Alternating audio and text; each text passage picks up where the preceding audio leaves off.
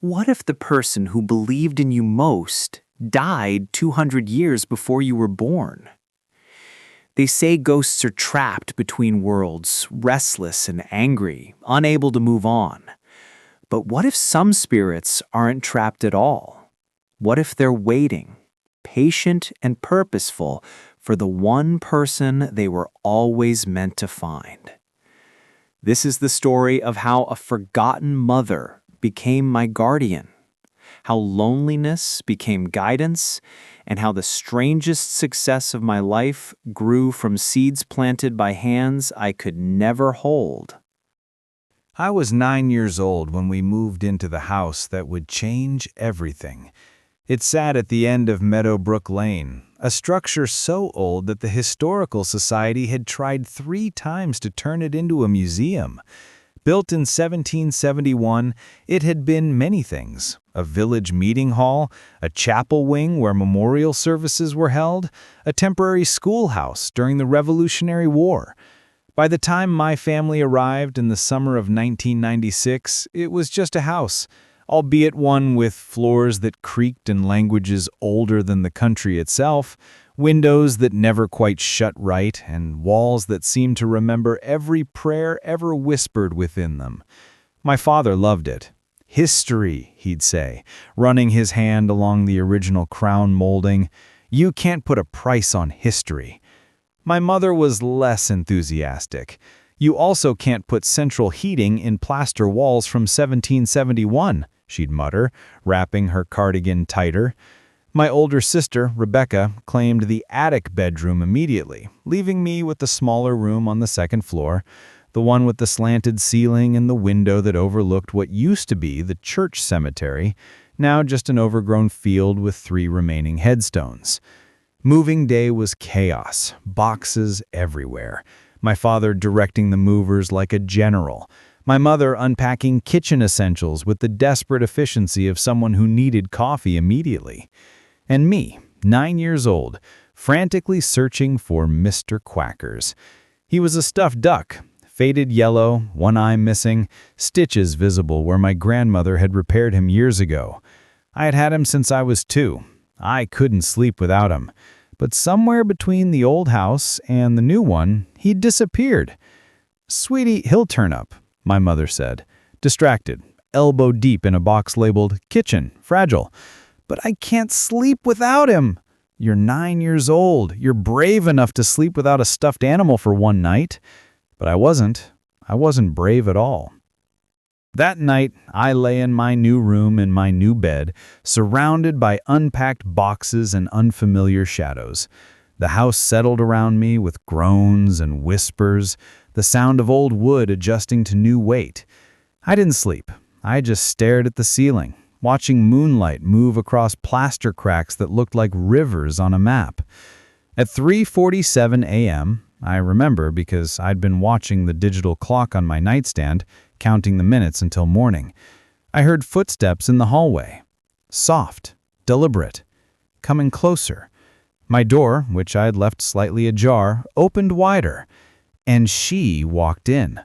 Tall, slender, wearing what looked like a long nightgown or dress. The details were hard to see in the dim light. Her hair was long, falling past her shoulders in waves, but it was her presence I noticed most. Warm, maternal, utterly calm. She moved to my bedside with practiced grace, and in her hands was Mr. Quackers. "Here you go, honey," she whispered, her voice soft as worn fabric. Nobody called me honey. My mother said sweetie, my father said kiddo, my grandmother said little one. But honey, that was new. She placed Mr. Quackers in my arms and then did something that should have terrified me but somehow didn't. She tucked the blanket around me with the kind of care that suggested she had done it 1,000 times before. Her hand brushed my forehead once. Cool, gentle. And I fell into the deepest sleep I'd ever known. When I woke, morning light streamed through my window. Mr. Quackers was in my arms. The blanket was still tucked exactly as she'd left it. I ran downstairs, where my mother was making pancakes. "Mom, thank you for finding Mr. Quackers." She turned, spatula in hand, confused. "I didn't find him. I told you he'd turn up in one of the boxes." "No, you brought him to me last night. You tucked me in." "Sweetheart, I was asleep by 10. Your father and I were exhausted." "But someone—" "Maybe Rebecca?" My sister appeared in the doorway, hair in a messy ponytail, still in pajamas. "Maybe Rebecca what?" "Did you bring Mr. Quackers to my room last night?" "I don't even know where your room is yet. Plus, I was dead asleep." My mother exchanged a look with my father, who just walked in. That look that parents share when their child is saying something that doesn't make sense, but isn't worth arguing about. "Maybe you were dreaming," my mother said gently. But I wasn't dreaming, because when I went back to my room, I found something impossible. A small tumbleweed, perfectly round, sitting on the floor near my door. The woman returned throughout my childhood, but not regularly, not predictably, only when I was breaking. When I was 11 and failed my first math test, sobbing into my pillow at night, she came, whispered, "Honey," and tucked me in, left a tumbleweed the size of a tennis ball on my windowsill. When I was 13 and my best friend moved away, leaving me alone during the cruelest years of middle school, she came. Same whisper, same gentle hand smoothing the blanket, same impossible gift from a desert I'd never seen. When I was 15 and got pneumonia, fevers so high I hallucinated, she sat beside my bed for what felt like hours. I'd wake in and out of consciousness, always finding her there, a cool presence in the burning confusion of illness. When I finally recovered, there were 3 tumbleweeds arranged in a row on my dresser, smallest to largest. I started collecting them, kept them in a shoebox under my bed at first, then in a wooden chest my father helped me refinish. By the time I was 16, I had 17 tumbleweeds of various sizes, each one a marker of a moment when I'd felt most alone and she'd proven I wasn't. I never told anyone about her, not really.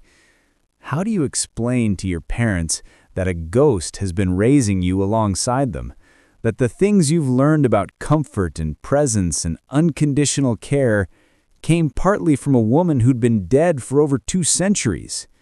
My mother would worry. My father would want to call someone. Rebecca would mock me. So I kept her as my secret. The way some children have imaginary friends, I had a very real ghost who loved me for reasons I couldn't understand. At 19, I went to college, business school, despite having no clear idea what I wanted to do with my life. My father had been insistent. You need something practical. History and art are hobbies, not careers. I majored in entrepreneurship, attending classes that felt like they were teaching me to speak a foreign language, marketing strategies, financial projections, consumer behavior analysis. But in my dorm room, I kept one small tumbleweed on my desk. The tiniest one she'd ever left me, no bigger than a golf ball. I'd attached it to a keychain, carried it everywhere. In my junior year, Professor Jameson's class had a strange assignment. Pitch me the most ridiculous business idea you can think of. Make me believe in something absurd. Students went wild with it. Someone pitched a service that would read newspapers to executives while they commuted. Another suggested a company that would professionally organize people's email inboxes. Someone pitched artisanal ice cubes with filtered water and perfect square molds. The class laughed at everything. Then it was my turn. I looked down at the tumbleweed keychain hanging from my backpack.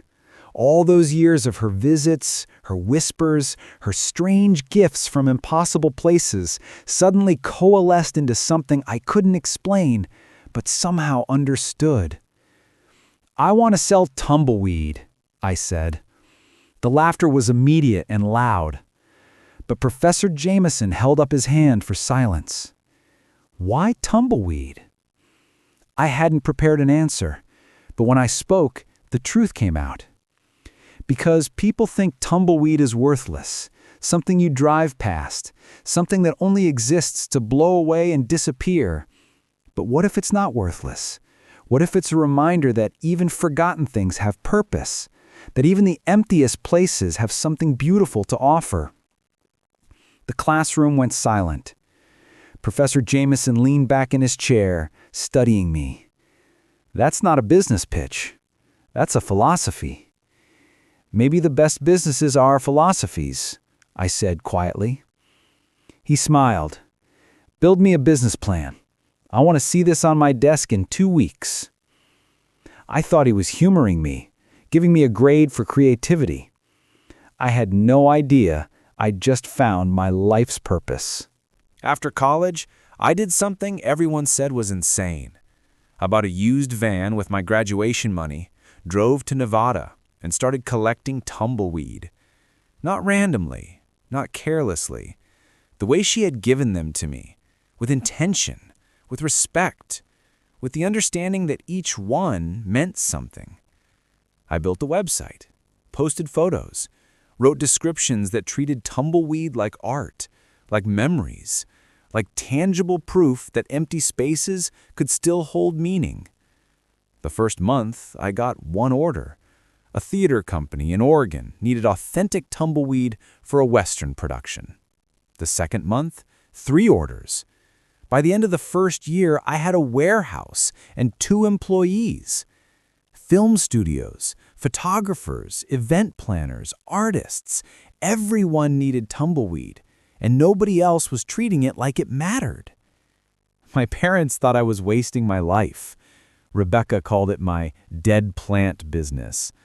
Friends from college assumed it was a phase before I got a real job. But in the quiet of my warehouse, surrounded by hundreds of perfectly round spheres of dried brush, I felt her presence stronger than ever. She had been preparing me for this. Every visit, every whisper, every impossible gift. She had been teaching me that forgotten things have value, that loneliness can become purpose, that the strangest comfort can become the foundation of a life. My father died on a Tuesday in October, 10 years after I started my business. Heart attack. Sudden. The kind of loss that feels like the ground disappearing beneath your feet. I went home to the old house for the funeral. My mother had kept it exactly as it was, though she lived mostly in the sunroom now, unable to climb stairs as easily. On the night before the funeral, I went up to my childhood room. It was a guest room now, but my mother had kept some of my things, photos on the wall, the wooden chest with my tumbleweed collection. And at the foot of the bed was a new one, the largest I'd ever seen, nearly 3 feet in diameter, perfect in its construction, placed with obvious intention. I stood there, staring at it, tears streaming down my face. "Honey," the whisper came from behind me. I turned slowly. She was there, more clearly visible than she'd ever been. Still tall, still slender, but now I could see her face, young, maybe mid-20s, with kind eyes and a sad smile. "Thank you," I whispered. She didn't speak again, just placed her hand over her heart, then gestured to the tumbleweed, then to me. You were always meant for this." Then she faded, not like disappearing, but like walking into another room, still present, just no longer visible. The next day, while searching the attic for my father's military medals for the funeral, I found a wooden box tucked behind old Christmas decorations. Inside were papers from the house's history, deeds, architectural plans, and a memorial pamphlet from 1847. It was for a young woman named Eleanor Winters, 24 years old, died in childbirth along with her baby. Services held in the chapel wing, the wing that would eventually become my bedroom. A handwritten note at the bottom, in elegant script. Eleanor called everyone honey, even strangers. She believed the wind carried messages from God, and she collected dried brush that blew into the churchyard, claiming each piece was a prayer made visible. She believed nothing was worthless if it reminded you that you were loved. I sat on the dusty attic floor and cried. She hadn't been haunting the house. She'd been waiting in it. Waiting for a lonely child who needed a mother's touch. Waiting for someone who would understand that her strange gifts weren't hauntings, they were love letters across time. She'd lost her child in 1847, but in 1987, she found me. And she'd spent my entire childhood teaching me the one lesson she never got to teach her own baby. That even the things the world forgets have purpose. That loneliness is just love waiting to find its shape. That the most worthless-looking things can become the foundation of everything beautiful. My business isn't successful because I'm a good entrepreneur. It's successful because a ghost taught me to see value where others saw emptiness.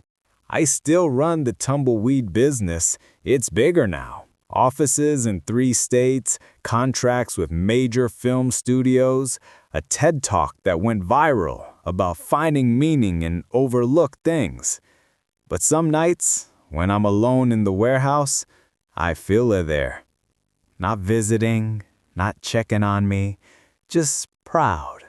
The way a mother is proud when her child finally understands the lesson she spent years trying to teach.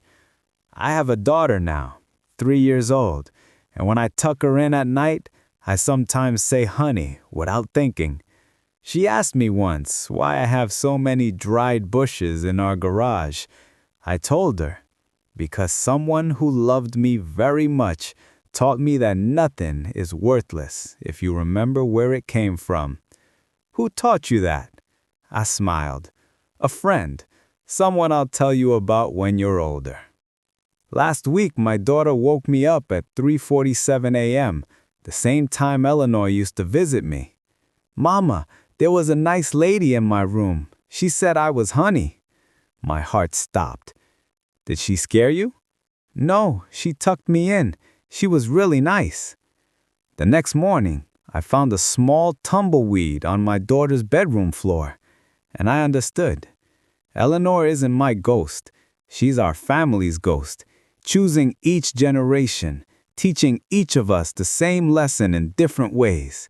That love doesn't end with death. That purpose can be passed like an inheritance. That the strangest gifts are sometimes the ones we need most. So when people ask me how I built a successful business selling tumbleweed, something millions of people drive past without a second thought, I tell them the truth. Someone who believed in me taught me to see what others missed. I just don't tell them that person died 200 years before I was born, because some truths are too beautiful for skeptics to understand, and some mothers love so deeply that not even death can stop them from raising the children they were always meant to find. If this story touched something in you, if you've ever felt guided by something you couldn't explain, or found purpose in the most unexpected places, I'd love to hear about it. Please like this video and subscribe for more cinematic, true stories that explore the thin places between what we can see and what we can only feel. Drop a comment if you believe some connections transcend time itself. Have you ever experienced something you couldn't explain but changed your life? Share your story below, because sometimes the most unbelievable truths are the ones that need to be told. And remember, the world is full of forgotten things, but nothing is truly worthless if someone loved it first. Until next time, look for the beauty in overlooked places. Trust the guidance you can't explain. And never forget that love is the only thing that truly survives us. Because somewhere, someone might be waiting centuries just to help you find your purpose. You just have to be brave enough to see it.